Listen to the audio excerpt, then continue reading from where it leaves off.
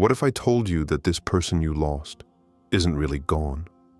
What if Allah showed you today that this wasn't the end, but just a divine pause? There are silences that speak. There are absences that prepare for returns. This message isn't for everyone, but if your heart beats faster while you listen, then stay until the end. Because Allah is saying to you, this person is coming back. It's not over. 1. The divine whisper. When your heart feels before your eyes see.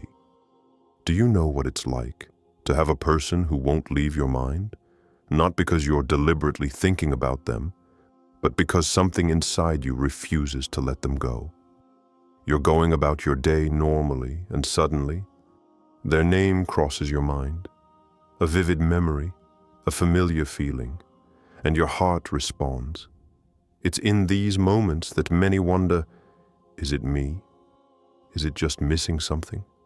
Or is it Allah who wants me to understand something? But the heart knows. It knows that this is not a simple human emotion. It knows that it's deeper than that. There are thoughts that are sent, not fabricated. There are memories that are activated at the perfect moment, for a reason known only to Allah. When your heart feels what it hasn't seen, it's because your soul has received a truth that your mind has not yet translated. Allah doesn't speak only through words or visible events. He also speaks through impressions, thrills, and subtle synchronizations. And when something must return to your life, He often begins by making your heart tremble. The heart in Islam is a sacred place. It is alive, sensitive, and receptive to divine will. Allah shapes it, tests it, consoles it, but also, He leaves signals there. So when your heart stirs without logical explanation, when it connects to this person despite the distance, it's not always an illusion. It may be the prelude to a return that only Allah can organize. There is a strange calm in these kinds of signs, a calm that doesn't completely reassure, but that prevents you from giving up. You feel without understanding. You continue to walk, but a part of you remains focused on this connection. Sometimes this connection has been broken, painfully, suddenly, unfairly. And yet Allah lets you still feel it. Why? Because it's not over. Because before making a return visible, Allah sows a silent preparation in the heart. It's not an empty hope. It's not an unhealthy attachment. It's an inner vibration that you cannot provoke yourself. It comes from elsewhere. It descends gently. It imposes itself without overwhelming you, and it stays. You didn't do anything to summon these memories. You didn't do anything to dream of this person. You didn't force it, and yet it comes back, again and again. That's when you must understand, your heart isn't crazy. It's connected. What must return often begins by returning to your heart before returning to your reality. You just have to learn to listen to this kind of whisper, not with your ears, with your inner calm, with your silence, because sometimes it's precisely in the stillness that the most important truths are revealed. And if you feel this connection so strong, if you feel that your heart isn't ready to turn the page, it may be because Allah hasn't closed it yet. 2. Permissible separations. When Allah separates to bring us closer. In Islam, we learn that every connection between human beings is subject to divine permission. What we believe to be a definitive break may, in reality, be nothing more than a pause orchestrated by the one who knows the unseen. Just because a person leaves your life doesn't mean they have left your destiny. Sometimes, Allah separates not to punish, but to purify. He separates not because it is the end, but because it is the beginning of a reform. He knows that some bonds can only flourish after being pruned. He knows that two hearts that truly love each other can become toxic if they are not yet ripe for this bond. Separation then becomes an act of divine wisdom. It does not come to destroy, but to teach. It comes to ask silent questions. Who are you without this person? Who are you before Allah? Is your love a bridge to Him or a wall that separates you from Him? Many want to return, but few ask themselves, am I ready? Ready to love consciously? Ready to build on a solid foundation? Ready to see the other as an amana, a responsibility, a sacred trust, and not as a possession? Because before that person returns, Allah wants to make sure that you won't again damage what He has given you back. It's possible that what you're experiencing now, loneliness, regrets, questioning, is exactly what was needed to elevate you spiritually. Sometimes we can't see clearly when we're too close, so Allah distances us. He creates distance not to hurt you, but to awaken you. And on the other side too, something is happening. You may not see anything, but Allah is working in the invisible. He is preparing that person as He is preparing you. He shapes his heart, cleanses his intentions, invites him to tawakkul, to humility. The two paths are parallel, but they advance toward the same point. And that point is the wisdom of the right time. Because the right time in Islam does not depend on your impatience. It depends on hikmah, divine wisdom. You may want it now. You may cry for today. But Allah Himself looks to eternity. He doesn't want to bring this person back to you in a hurry. He wants them to stay when they return. And for that, sometimes separation is necessary. It is difficult, but it is permissible. It is bitter, but it prepares sweetness. It empties you so that you can be filled in another way. This is how Allah brings people together. Sometimes by distancing them first. Because true connection doesn't depend on physical presence. It depends on spiritual alignment. And if Allah has taken you away from this person, perhaps He is creating the version of you two who will this time be able to truly stay united. 3. When Allah shapes you in silence, there are periods in your life that resemble an icy desert. You move forward, but everything seems frozen. You pray, but you hear nothing. You feel, but you do not receive. It is inner winter, a gentle, silent cold, a pause imposed by heaven. But be careful. It is not a void. It is not forgetfulness. It is a concealment full of meaning, for even winter is a divine work. Beneath the frozen surface of the earth, the seed is working. It does not yet bear fruit. It reveals nothing, but it is transforming. You too are transforming. You do not see it. You cannot yet celebrate yourself, but Allah, He is watching you. He knows every crack in your heart. He knows what this separation has shattered. He knows what this silence has taught you, and He knows what you still don't know. Silence is not a punishment. It's a workshop. You are in His hands. He files away your impatience. He gently removes misplaced attachments. He polishes your heart like one polishes a rough stone, and all this happens silently, without light, without applause, and yet this is where it all begins. What you think is a halt is actually a germination. You no longer feel His presence as before, perhaps because He wants you to grow in faith, not in comfort. You no longer receive signs from this person, perhaps because Allah is also shaping them, far from you, to better reunite you one day. There are pains that cannot be explained, and there are silences that cry out for answers. But you still have to learn to listen with the eyes of the heart. The cold you feel isn't against you. It's for you. It slows you down to teach you endurance. It pushes you away to redirect you inward. And in this interior, Allah installs things that no one else can ever offer you: stability, lucidity, sincerity. And if you still feel this connection, despite the winter, it's no coincidence. It's perhaps the only thread that spring has left visible to tell you, I'm coming back. For when Allah forms in silence, it's because He is preparing a beauty that noise could never build. And when he is finished, when hearts have been purified by the frost, spring will come, not with a bang, but with clarity. True connections blossom again, not by the strength of our efforts, but by the permission of the one who turns the seasons of the soul. You are not abandoned, you are being transformed. 4. Invocations that turn souls around. Do you think you can't do anything? Do you think it's over because the person is far away, silent, absent? Do you think you're powerless? You're wrong. In Islam, the believer's weapon is dua, and it's not symbolic. It's real, living, active. It moves the heavens. It transforms hearts. It turns the most rigid situations around. You are not passive.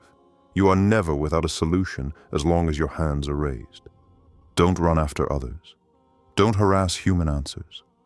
Turn to As-Sama, the one who hears everything, the one who hears even the silence of your pain.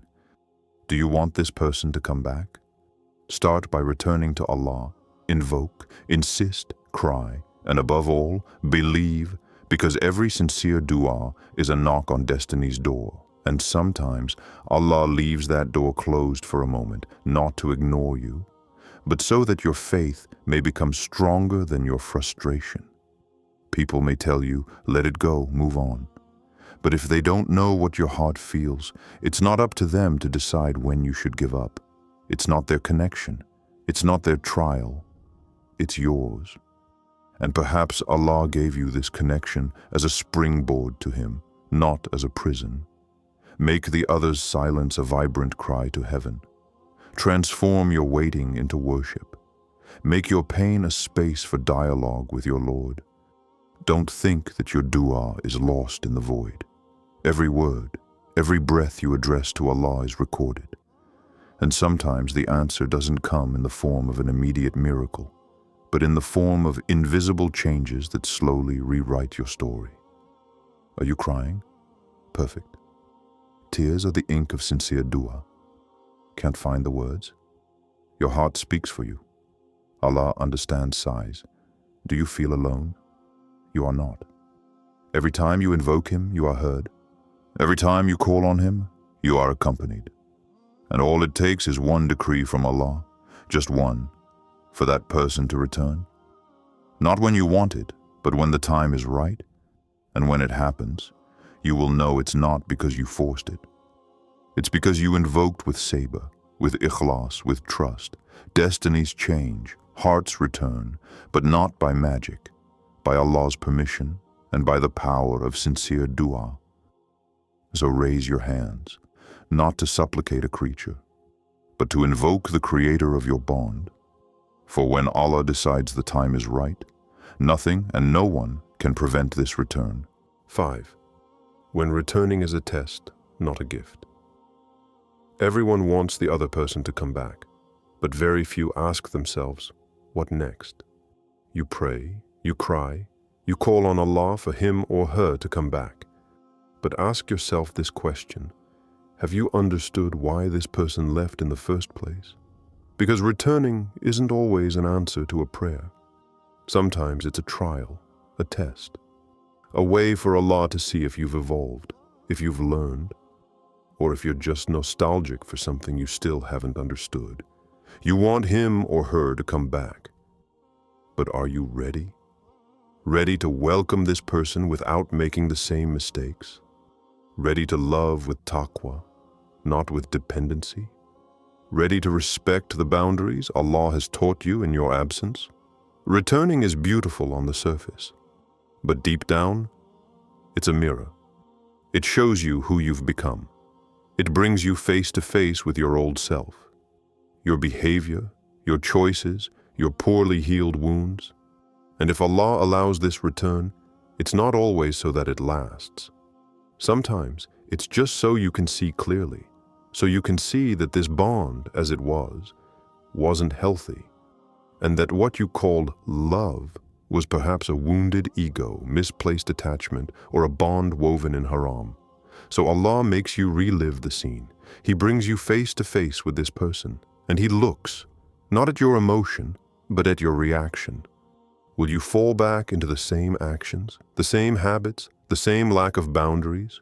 Or will you approach this return with clarity, wisdom, and submission to Allah? You see, what you call a gift, Allah may call a test. The return is not guaranteed, and even when it comes, it may not be meant to last. But it is always there to teach you something. Perhaps Allah wants you to see this person one last time to bring closure in peace. Perhaps He wants to test you. Will you idolize the bond to the point of forgetting your principles? Will you sacrifice your inner peace to relive an illusion? Or will you stand up this time with strength and faith to lay the healthy foundations of a love aligned with Him? Emotion should not rule. It is Allah's consciousness. Because without taqwa, even the most beautiful return becomes a disguised trap. But if you approach it seriously, with faith, with discipline, then yes, the return can become a new beginning, not a simple step backward, but an elevation, this time guided by what you understood during the separation. So don't be blinded by the joy of rediscovering.